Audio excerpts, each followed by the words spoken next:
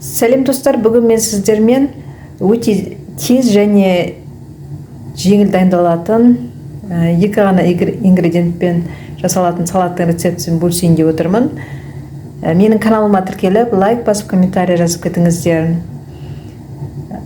Қызылшаны жақсылап суға пісіріп аламыз да, сыртқы қабығын ашып, алманы да сыртқы қабығын ашаймыз да, ірі үкіштен өткіземіз.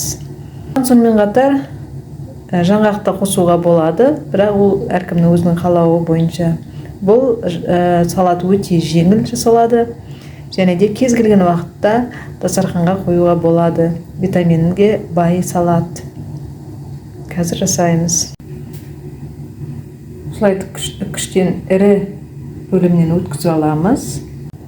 Міне алмамыз бен қызылшамызды ірі үкіштен өткізіп алдық та, екеуін жақсылап араластырамыз.